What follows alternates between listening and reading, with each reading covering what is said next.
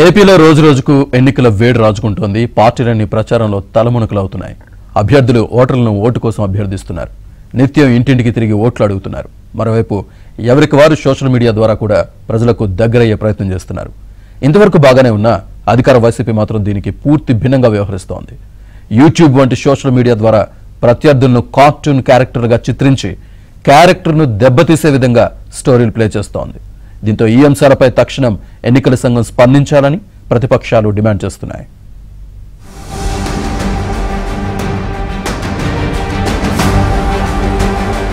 ఎన్నికల ప్రచారం అంటే తామేం చేశామో చెబుతూ ఏం చేయబోతున్నామో చెప్పుకోవటం ఆనవాయితీ.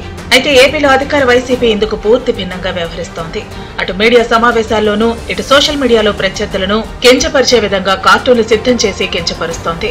ముఖ్యంగా ప్రధాన ప్రతిపక్షాలు అయిన టీడీపీ, జనసేన, బీజేపీ పార్టీల అధినేతలను విలన్లుగా చిత్రీకరిస్తూ సోషల్ మీడియా ప్లాట్ఫామ్ వేదికగా విస్తృత ప్రచారం చేస్తోంది.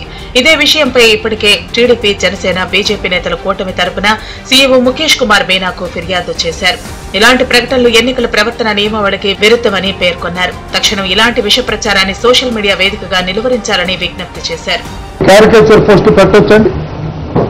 చంద్రబాబు గారు అటు పక్కన బీజేపీ, ఇటు పక్కన జనసేన ఒక మహిళల ఫోటోలు వేసి, సిగ్గుందా మీకు వైసీపీ నాయకులారా?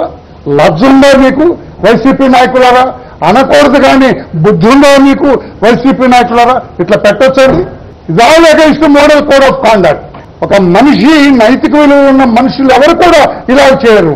ఏదో రకంగా ప్రజలు మిమ్మల్ని తిరస్కరిస్తున్నారని అర్థమైంది.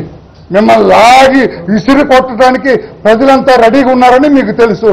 అందుకే దొడ్డిదారిన దొంగదారిన అధికారంలో రావడానికి ప్రయత్నం చేస్తున్నారని చెప్పడానికి చాలా బాధపడుతున్నాం. గతంలో ఎన్నికల ప్రచారం అంటే హోర్డింగ్లు, వాల్ పెయింటింగ్లు, మైక్ సెట్లు, జెండా కర్రలు, మాస్కులు ఉండేవి. అయితే ప్రస్తుతం సెల్ ఫోన్ యుగంలో ఎన్నికల ప్రచార సరళి మారిపోయింది. ప్రతి పార్టీ వారి వారి సోషల్ మీడియా అకౌంట్లలో ప్రజలకు చేరువయ్యే ప్రయత్నం చేశాయి. అయితే తాజాగా ఈ సోషల్ మీడియా ప్రచారం పరిధులు దాటుతుండటంతో ఎన్నికల సంఘానికి ఫిర్యాదులు వెల్లువెత్తుతున్నాయి. ముఖ్యంగా అధికార వైసీపీ నేతలు యూట్యూబ్ వేదికగా బరితెగిస్తూ చేస్తున్న ప్రచారాలు ఇప్పుడు చర్చనీయాంశమయ్యాయి.